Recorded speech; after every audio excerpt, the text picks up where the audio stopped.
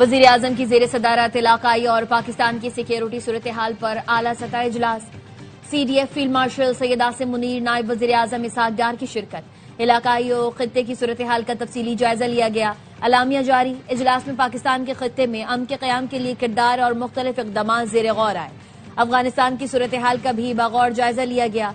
इजलास को मुल्क की दाखिली सूरत हाल, सिक्योरिटी इंतजाम पर ब्रीफिंग। पाकिस्तानी शहरियों के ईरान से इनखला के इकदाम का भी जायजा।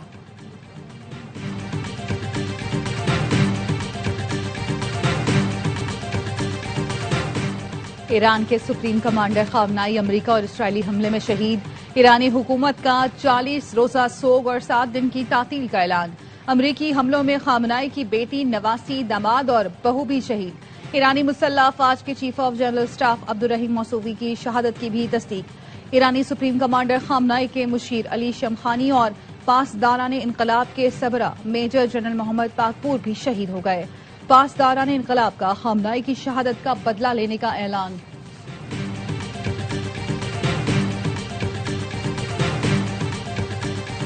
नए सुप्रीम लीडर के इंतखाब के लिए आईनी अमल शुरू कर दिया। उबूरी कौंसिल आज कायम की गई, जो मामलात को मुनज़्ज़म करने के लिए काम करेगी।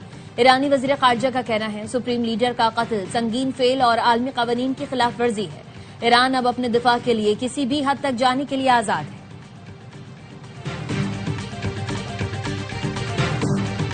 इसराइली फौज के ईरानी दारुल हुकूमत के मरकज पर हमले से होनी फोर्सेज ने एक दिन में 1200 से ज्यादा बम गिराए। तेहरान के मुख्तलिफ मकामात फजाई और मिसाइल हमलों से गूंज उठे। ईरानी मीडिया का कहना है, तेहरान में 24 घंटों के दौरान 60 हमलों में 57 अफराद जाँ बहक हुए। ईरान के मिसाइल हमलों में 2 इसराइली फौजी हलाक हुए।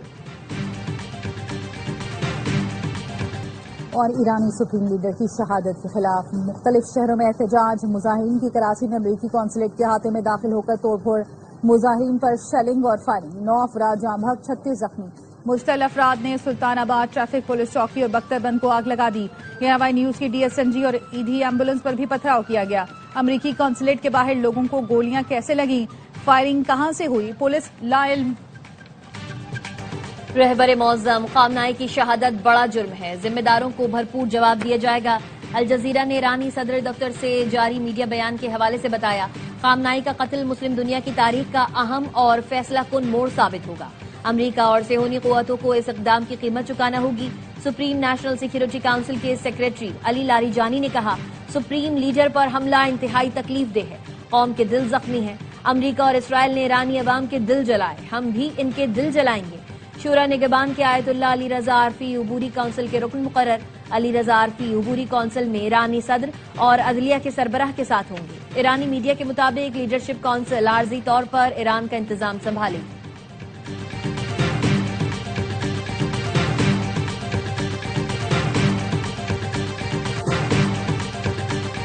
सुप्रीम लीडर की शहादत के खिलाफ इस्लामाबाद के एम्बेसी रोड पर एहतजाज।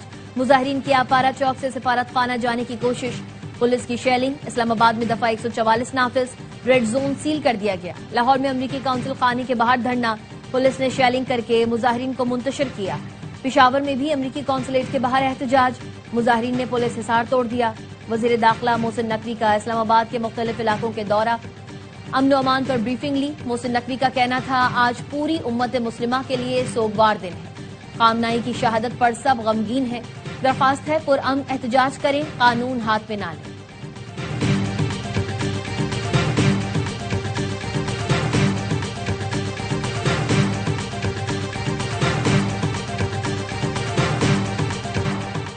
इसराइली फौज के ईरानी दारुल हुकूमत के मरकज पर हमले से हुनी फोर्सेज ने एक दिन में 1200 से ज्यादा बम गिराए। तेहरान के मुख्तलिफ मकामात फिजाई और मिसाइल हमलों से गूंज उठे। ईरानी मीडिया का कहना है, तेहरान में 24 घंटों के दौरान 60 हमलों में 57 अफराद जाँ बहक हुए। ईरान के मिसाइल हमलों में 2 इसराइली फौजी हलाक हुए।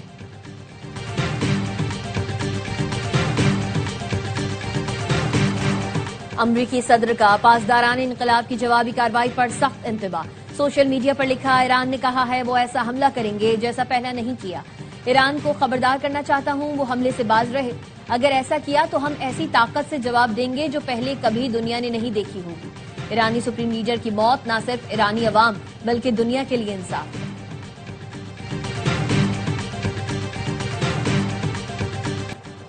सुप्रीम लीडर की शहादत के बाद ईरान के अमरीकी अड्डों पर दोबारा हमले।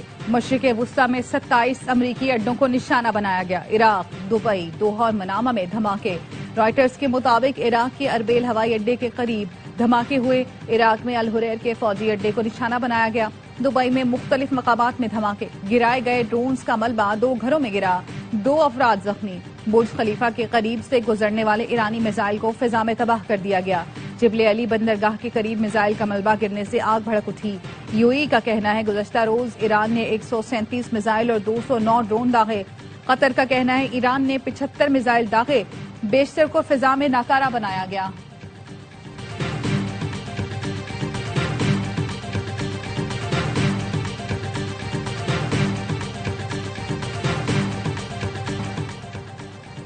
सऊदी अरब, कतर और मुत्तहदा अरब अमारात की अपनी सरजमीन पर ईरान के मिसाइल हमले की शदीद मजम्मत। सऊदी अरब की वजारत खारजा ने ईरानी हमलों को बुज़दिलाना करार दिया। कहा, ऐसे हमलों को किसी भी बहाने या किसी भी जरूरत में जायज करार नहीं दिया जा सकता। कतरी वजारत खारजा ने कहा, ईरान ने हमारी कौमी खुदमुख्तारी और सलामती पर बराह रास्त हमला किया। जवाब देने का मुकम्मल हक हासिल है। अमाराती वजारत दिफा ने कहा, ईरान ने मुत्तहदा अरब अमारात पर बैलिस्टिक मिसाइलों से हमला किया। जरूरी इक़दामात और जवाब देने का हक रखते हैं। बहरीन ने ईरान के हमले को जाहिरियत करार देते हुए सलामती काउंसिल से मजम्मत करने का मुतालबा किया। सऊदी अरब ने दीगर खलीजी ममालिक पर भी ईरानी हमलों की मजम्मत की।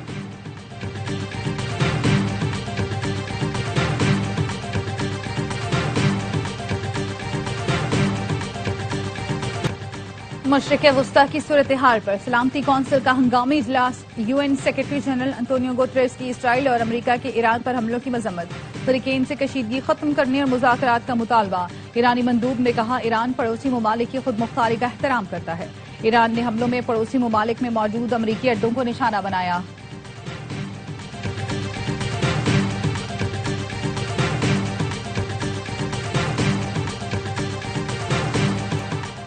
अक़वाम मुत्तहिदा में पाकिस्तानी मुस्तकिल मंदूब आसिम इफ्तिखार की ईरान पर हमले की मजम्मत। सलामती कौंसिल के हंगामी इजलास से खिताब में कहा, पाकिस्तान, सऊदी अरब, बहरीन, कतर और यूएई पर भी हमले की मजम्मत करता है। यूएई में पाकिस्तानी शहरी की मौत की मजम्मत करते हैं। खित्ते में जारी कशीदगी पर तशवीश है।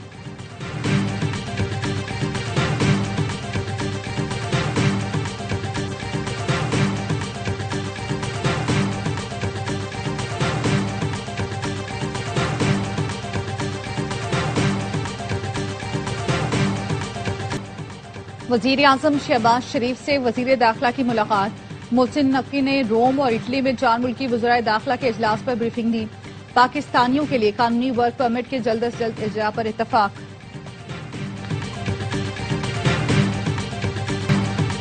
अफगान सरजमीन पाकिस्तान में दहशतगर्दी के लिए इस्तेमाल हो रही है। अफगान हुकूमत की जिम्मेदारी है ऐसा ना होने दे। हाफिज नईमुर रहमान कहते हैं, आयतुल्लाह खामनाई की शहादत पर ताज़ियत करते हैं। ये सबका नुकसान है। जमात इस्लामी के ज़ेर एहतमाम मुख्तलिफ शहरों में आयतुल्लाह खामनाई की गायबाना नमाज जनाजा अदा कर दी गई।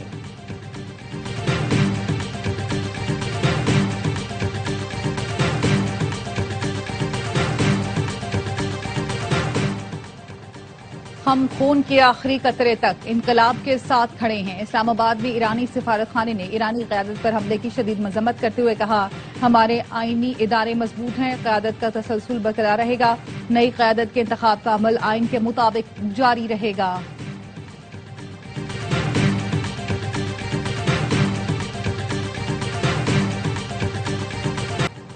10 ममालिक की फ़ज़ाई हुदूद बंद से हजारों परवाजें मुतासिर। Iran, Iraq, Israel, Kuwait, Bahrain, Qatar, शाम की फ़ज़ाई हुदूद मुकम्मल बंद।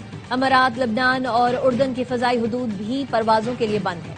तर्जुमान PAA का कहना है, पाकिस्तान की फ़ज़ाई हुदूद हर किस्म के परवाजों के लिए मुकम्मल तौर पर खुली और महफूज है।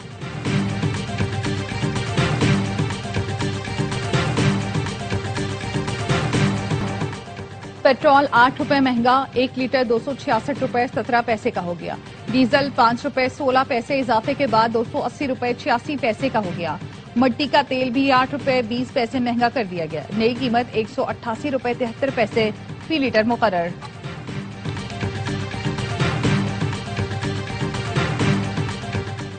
कराची के इलाके जमान टाउन में रवा साल की सबसे बड़ी डकैती। 3 डाकुओं ने अहले खाना को यरगमाल बनाकर 22 तोले सोना, 1 करोड़ 85 लाख रुपए लूट लिए। पुलिस ने सीसीटीवी के जरिए मुल्जिमान की शनाख्त की कोशिश शुरू कर दी।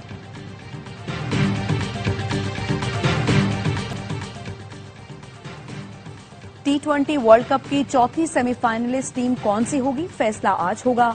भारत और वेस्टइंडीज के दरमियान अहम मैच कोलकाता में 6:30 बजे खेला जाएगा। जो भी टीम जीतेगी इस सेमीफाइनल में जगह बनाएगी। जिम्बाब्वे और जनूबी अफ्रीका की टीमें दिल्ली में मद्दे मुकाबले।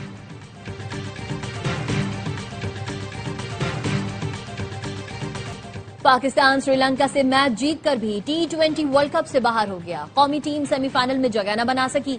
फाइनल 4 में एंट्री के लिए श्रीलंका को 147 रन तक महदूद करना था, लेकिन आखिर में 213 रन का हदफ बचाना भी मुश्किल हो गया। ग्रीन शर्ट्स 5 रन से जीते। कौमी टीम ने पहले खेलकर वर्ल्ड कप में अपना सबसे बड़ा स्कोर 212 8 विकेट्स पर बनाया। फखर जमान के बर्क रफ्तार 84 रन, साहबजादा फरहान सेंचुरी बनाकर मैच के हीरो करार। कप्तान सलमान आगा ने कहा, तमाम फैसले कोच के साथ मिलकर किए। टीम दबाव में अच्छा नहीं खेल सकी। कप्तानी के बारे में वापस जाकर 2-4 दिन गौर करके फैसला लूंगा।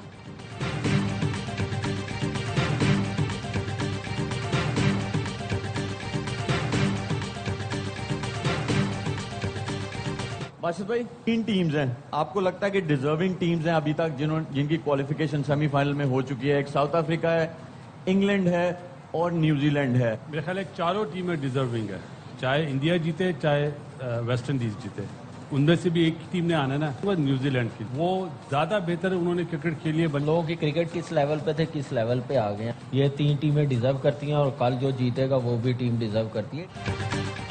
और खिलाड़ियों के साथ हेड कोच भी कसूरवार हैं। साबिक क्रिकेटर्स का कौमी टीम की कारकर्दगी पर रद्द-ए-अमल।